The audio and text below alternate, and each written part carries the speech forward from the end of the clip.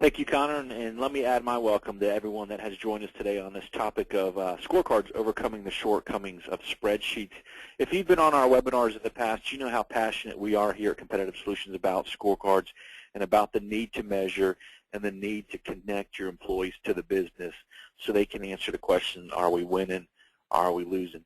But one of the frustrations that we hear from many of the companies that we visit is how much time, effort, and energy they must put into their scorecard. And when I talk about their scorecard spreadsheets, they're utilizing spreadsheets as their scorecards.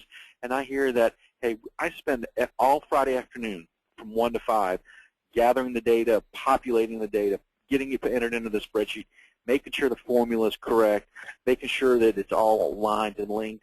Or I hear, you know, Monday morning it's just a fire drill, trying to get that scorecard updated before 9 a.m., before the senior leadership team comes together and then looks at performance from the week prior. So that's one of the things we're going to talk about is some of the shortcomings. We're going to share with you a tool around that and talk about, you know, different scorecard processes, best practices that organizations are utilizing as they go throughout to that. We're going to talk about some of the shortcomings and failure and performance. I want to share with you practical processes, best practices that companies are utilizing in conjunction with a scorecard software.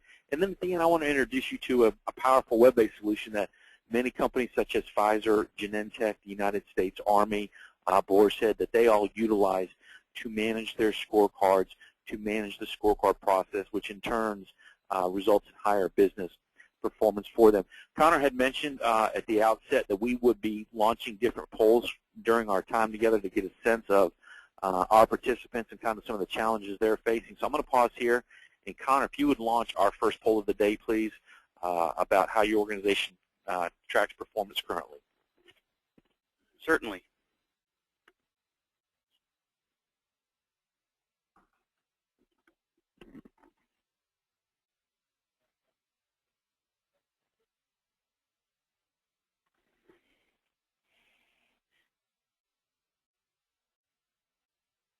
Okay, we'll give everybody about 10 more seconds.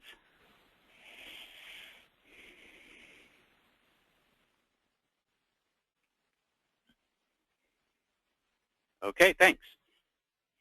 Thank you. And the results, folks, same as the webinar earlier today, the majority of you, close to 68%, use a combination of software of Excel, PowerPoint, and Word as a way to manage your scorecards with that. Let's talk about spreadsheets and kind of the history and some information that we kind of gathered doing research around this topic. Really, spreadsheets were developed back in the 70s strictly for accounting tasks, and here we are 5 decades later. They're mature. Just about every business utilizes them, whether it's 2 employees or 10,000 employees. Spreadsheets are prevalent within the organization, but they are, many folks believe, nearing their end of the practical life cycle. 94% of spreadsheets contain some type of errors, whether it's an error in the data being in there, an error in the calculation, the formula built into it. I fall into this category right here. 57% of spreadsheet users have never received formal training. I've never received formal training. I learned how to use a spreadsheet trial and error, entering data, building formulas, getting the error messages pop up that that formula is not correct. So a lot of people out there have never received formal training on that. And I found this interesting as well. 72% of spreadsheet users have no audit process to check for accuracy. So that right there, that last one leads to this question. Can you really rely on a spreadsheet to make important decisions? And when I talk about important decisions, I'm talking about database-driven decisions that says, here's what the data tells us about the current state of our business. Do we feel comfortable making that decision, knowing that the formula could be wrong, someone could have entered the data in a wrong cell? So there's a lot of factors go into around spreadsheets and the utilization of those. Let's talk about some of the pros of spreadsheets. Hey, inexpensive. It's easy to use. It's, you know, for some people, it's simply clicking into the cell, entering the data. You can look at the formula to see what the formula is, and then in turn display results. You've got multiple sheets of workbooks, so you can have, you know, you can have 10 scorecards with 10 different workbooks on there.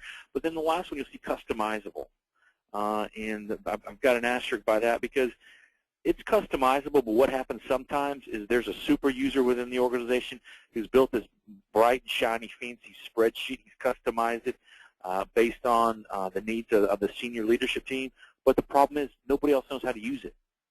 It's limited to one person that knows how to get the roll-ups, the formulas, the calculations on it. So that at times can be limiting to an organization as well. What are some of the cons? Limited access, one person at a time. There was an organization recently that I was visiting, and it was funny because from Monday morning at 7 a.m. at 7:45, there was a flurry of people trying to log into the scorecard, to the spreadsheet, and update this scorecard with their data prior to the 8 a.m. meeting with the senior leadership team. So what was happening was people were getting knocked off. They weren't able to get in. The people were saving it in different versions, and you'll see the next one. There was no version control. Easily broken, very easy for someone to go in, break a formula, one click here, before you know it, the entire formula for that one's gone, which then affects other metrics with that. Limited charts, graphs, require secondary solutions. A lot of senior leaders want to have a visual look at their business. They want to see the top level. They want to see color-coded dashboards, performance charts, analysis charts. Spreadsheets today don't necessarily provide that to you. And then the final point you'll see in their all-access pass. It's either you see everything on that spreadsheet or you see nothing. And that's one of the challenges that organizations face, is that they don't have the ability to lock a scorecard down specific to that individual or specific to that team, that if there's sensitive or confidential data in there, they don't have the ability to lock it down using spreadsheets along that. Let's talk about some of the shortcomings that I see, my firm sees, in the utilization of spreadsheets. Sometimes it's difficult to create that formula, to get that roll-up, from level 4 up to level 3, level 2 to level 1, and finally the senior leadership team. Tough to get those roll-ups that you potentially may be looking for in creating the formulas around the business. I'm sure it's happened in your organization before. I hear it happening a lot. People simply go in, they don't mean to, but by accident they type over important formulas. Before you know it's broken, and someone spends an inordinate amount of time trying to track where is that formula broken, where's the calculation broken that I need to go and fix so that we can have accurate representation. And then it's hard to maintain the formatting, the dollar signs, the percentage signs, the fonts, the colors. You want a unified look so you can easily get a sense of the state of the business, but many times that's difficult to do because of the formatting that the super user put in has been altered, has been changed by it. This is from a spreadsheet from a company I visited back in March. Look at the formulas that they've got trying to get some data on their scorecard. Very easy for someone to go in there, make one click, and before you know it, all the formulas, everything they got in there has been deleted, and the super user's got to start over. Let's talk some more about software shortcomings. Move one cell on a sheet and break several formulas across multiple sheets. No click-through to drill down on metrics. A lot of leaders want to look, again, at the scorecard at the global level. How did our site, how did our business unit perform last week? But then when they want to drill down to look 2 or 3 levels down, they don't have the ability to drill down. Then they have to spend time tabbing through, looking for that scorecard that's going to give them a true representation of why was our quality metric off last week, or why was budget variance 10% over target. So there's no ability to click through and really drill down to get a sense of underlying scorecards. Software shortcomings. Let's talk about this.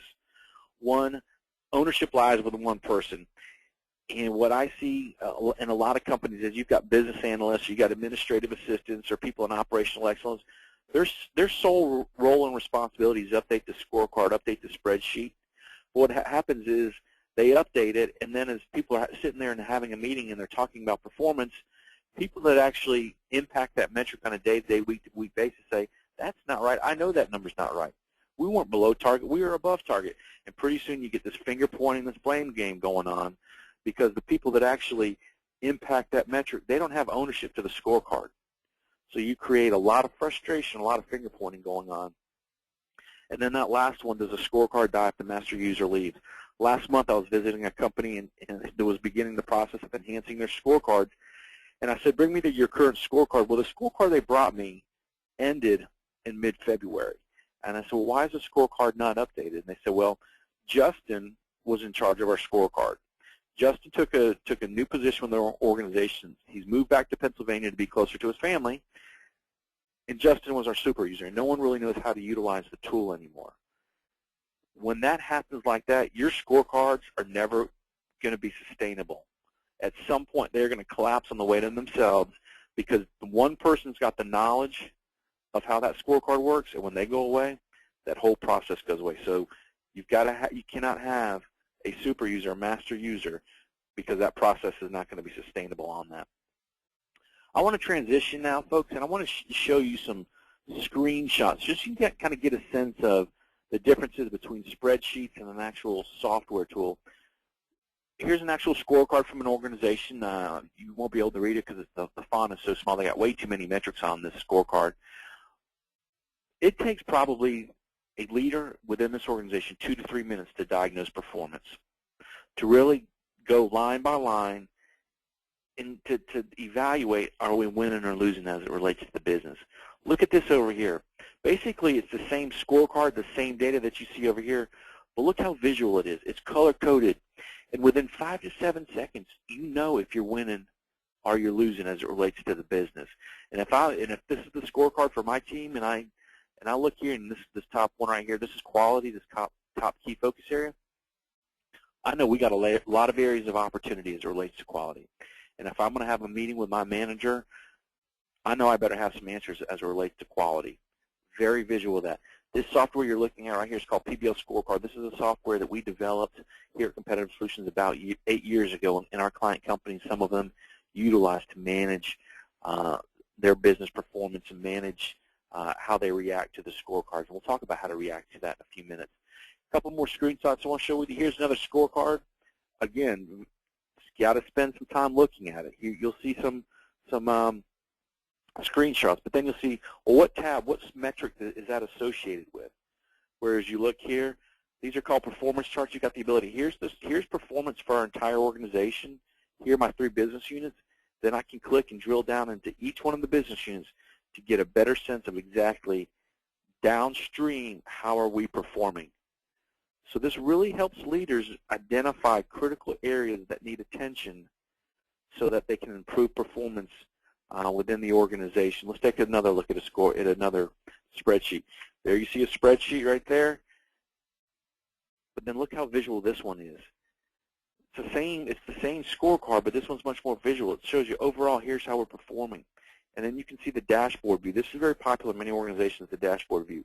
The ability to look and identify immediately within 5 to 7 seconds, what's our biggest areas of opportunity? Well, we've got quality not doing very well, productivity not doing very well, but people, customer service costs, we're in green, we're great. So our 2 areas of opportunity, productivity and quality. It really helps identify very quickly where do we need to put our time, effort, and energy. And then the last one I want to show you. You got companies that have scorecards and spreadsheets, but then when they come together to put together their meeting notes or record their meeting notes, that goes in a different file in a different location. It goes in a Word folder, whereas your spreadsheet goes into a different folder. So now you've got different documents, different locations, tough to keep up with. In PBL Scorecard, the Scorecard software that I'm showing you right here, it's all housed, it's all integrated. So you've got an online meeting tool. One click, you go from the scorecard to the online meeting agenda, and there it is. So very, very powerful way to manage your business utilizing a software program with that. I'm going to pause here, Connor, if you would launch poll number 2 for our participants today, and we're going to find out right now what are some of the spreadsheet issues that your organization is facing.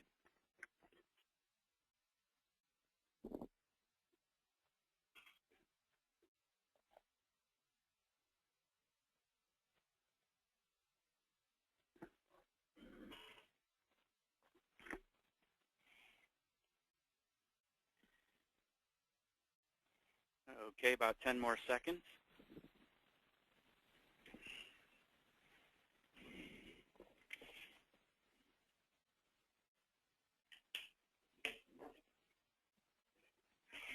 All right, thank you.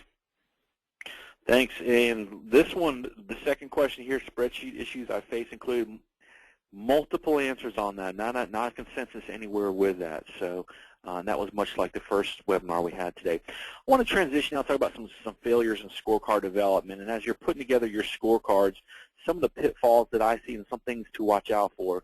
within your organization. Many times scorecards are not tied to the strategy.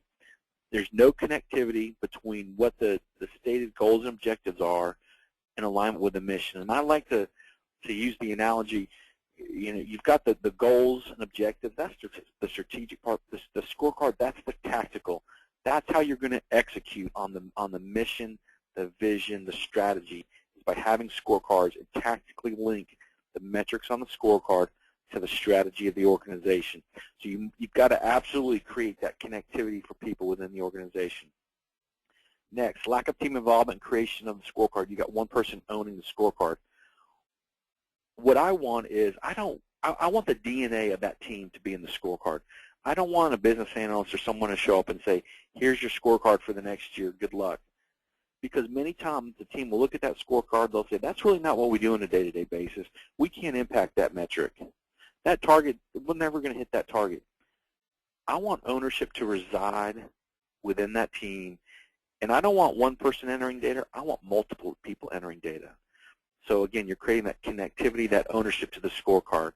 Scorecards treated as annual events, one and done. On average, a scorecard will go through 6 versions, 6 iterations before a team lands on a meaningful scorecard.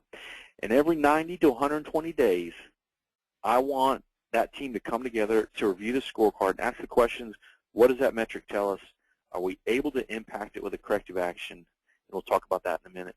Is a meaningful metric. Every 90, 120 days, you've got to review that scorecard. And then finally, I want it perfect before getting started. What I put in my organizations I work with is a go-live date. And it's like with IT. When IT puts in a new software or there's new conversion, they will say the go-live date is June 1st at 12:01. I want the same on a scorecard. I want there to be a go-live date that says on June 4th, this is your scorecard.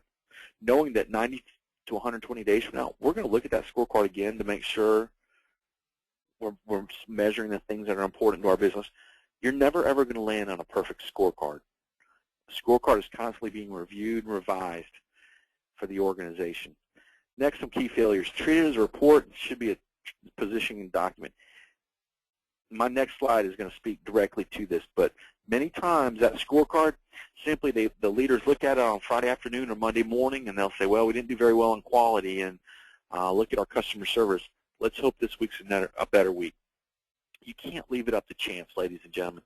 You've got to have a process in place that uses your scorecard as a positioning document around that. Next key point I want to talk about is there's a belief out there that red is bad. Some people think red should be punitive. Red is an area of opportunity. It should be viewed as good. There's a company that I work with in Los Angeles area. They celebrate red on their scorecard because for them it's an area where they know they can get better. But in organizations, the culture is a culture of fear. So what people do is, hey, I'm getting ready to go meet with the vice president. I'm going to fudge the numbers a little bit. I'm going to go from red to yellow because I don't want to get yelled at. I don't want to get feedback on poor performance with that. And the resentment on being held to targets. Many times targets aren't realistic. People get frustrated. What I like to see on that is if you've got to increase quality by 15% and you know you're never going to hit that, have some sub-metrics that say, all right, month 1, let's increase quality by 2%. Month 3, let's increase quality. Give yourself something to work towards that you can strive to with that. Meetings without a scorecard is meetings without focus and purpose. People go to meetings expecting them to be bad because there's no focus around the business. The only thing that you have in common at the end of the day with people in your organization is the business. Many times we spend a lot of energy talking about what we have in conflict and instead what we have in common. Having that scorecard as a focal point of our meeting will help us focus on what's really important and will help us strive to getting better business results. And then lack of audits, I talked about it earlier. Every 90, 120 days, conduct a scorecard reconciliation audit to make sure that you're constantly refining that scorecard and getting better with that. Key failures up here. This first one, treated as a report should be a positioning document instead. I want to use this analogy to drive my point home. Many scorecards in organizations are simply thermometers. It tells them the temperature. It tells them are they winning, are they losing. I want that scorecard to be a positioning document that says, It's the thermostat. Here's what the temperature is in the organization. But you know, a thermostat allows you to make adjustments. So as a team's looking at that scorecard, they're reviewing things, they're making adjustments to say, here's what we need to do differently. Here are the actions and behaviors the next 7 days, the next month we must take to drive that metric from red to green. So you got to look at your scorecard simply not as a thermometer, but as a thermostat going forward. Here are 3 benefits a scorecard will bring to your organization. First thing it'll do, educate the workforce. Second thing it'll do is it will facilitate meaningful discussions about the business. And then finally, it will motivate the workforce. By giving people visibility to what's important and what they need to do, it will motivate them to strive to work hard and meet the stated goals and objectives. So let's take each one of these and break it down a little bit. Common business language. So that no matter where we go in our organization, if we're talking about quality, if we're talking about customer service, we're talking about budget variance, everybody knows exactly what we're talking about as it relates to the business. So that's the first thing that a scorecard will do for you right now. The second thing, it educates the employees what must happen for the organization to be successful. If these are the metrics for the entire organization, what can we do in our business unit? What can we do in our cell to help that organization be successful? It answers that question, are we winning? Are we losing? People many times can't articulate if the business is winning or losing because they don't have a scorecard to educate them on what's important. Next thing that it'll do, facilitate. Provides meaning and direction for the team. Focus the team what they have in common. I talked about it a minute ago about focusing on what we have in common versus what we have in conflict. By focusing on what we have in common, it will drive that teamwork and action to help the business grow, help the business move forward. It helps everyone prioritize what do we need to do now, and then when we're done with that, what becomes number one. Because the scorecard is the picture of our business. It shows us how we need to act and the behaviors we need to do. And then a scorecard that is in a reliable software solution will give you actual performance results so you can make data-driven decisions around that. Motivate with a common format. And when I talk about a common format, no matter where you go in the organization, there's a common scorecard template. So immediately, if I walk down the hall to IT, I can look at their scorecard to see are they winning or losing. If I work over to finance, I can see are they winning or losing. If I go out on the shop floor, it's all the same. It's that common format that helps motivate the team. Color codes, red and green. I'm not a big fan of yellow. But for the red, what do we have to do differently? What are the actions we need to do? Green reinforces we're doing a lot of the right things as it relates to the business. Motivates provides a connection. We got to connect our employees to the business and help them see how their successes and failures helps our business. And then healthy competition of best practices. Many times organizations have silos where the different cells, the business units don't talk to each other. But if we've got a scorecard that everyone can see, now we've got people coming together on a monthly basis. Hey, this is what we're doing in our team to improve quality. Hey, this is what we're doing in our team to reduce cost. A couple best practices that I want to share with you real quick. Create 5 to 7 key focus areas, whether it's quality, cost, safety, productivity. That becomes that scorecard template I just referenced, the key focus areas around that. And what that allows is for best practice sharing. You can do comparison reports to see how different sites are performing against each other. No more than 15 goals per scorecard. If you've got 50 metrics on your scorecard, you've got way too many metrics measuring way too many things, and I guarantee there are metrics on there that aren't meaningful and aren't really telling you anything. Performance is color-coded. I'm not a big fan of yellow. I want to see it for either winning or losing. I want that red to create that focus, that urgency, and that accountability as it relates to the business. And then give people that impact the scorecard, give them ownership of the metrics so they can update it and they can speak directly to performance on that scorecard. Last slide on the best practices, every meeting should be about a scorecard. If your meeting's 30 minutes, 2/3 of that, 20 minutes should be spent focusing on the scorecard and talking about the business, talking about performance. Standards for frequency for review. I'm a big proponent that once a week you review your performance from the previous week.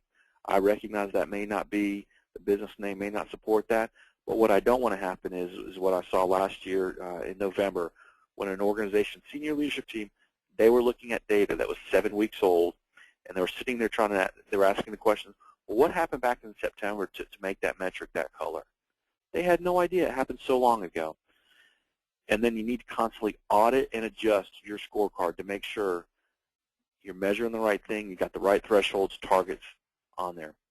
I'm going to pause. Connor, if you would launch our final poll of the day, please.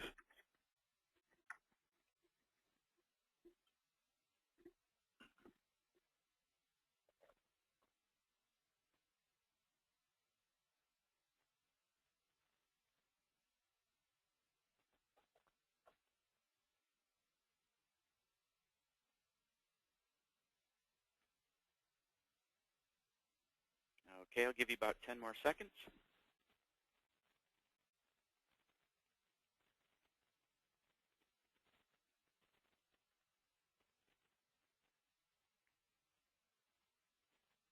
Okay, thanks. Thank you, and that was interesting. Having a common scorecard format and then sharing metric ownership and control were basically even in the results of that. I want to wrap up by just giving you some visualizations on. We looked before at some spreadsheets and the limitations in terms of visibility, but look at these performance charts. It gives you really identifiable performance trends, one-click access to team scorecards. Again, here's a scorecard right here, and then you can see it's color-coded. You've got historical record of performance. You've got assigned ownership. Employees' names are next to metrics. They're responsible for that. And then the direct connection to corrective actions.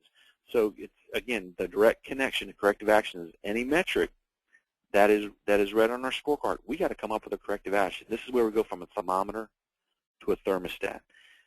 And so what that does is you can empower and you engage your employees. It becomes data for performance reviews in that as a leader, who on my team is actively engaged in our business, who's participative, who's helping us, and who do I need to coach and counsel and spend some time with as a result of that.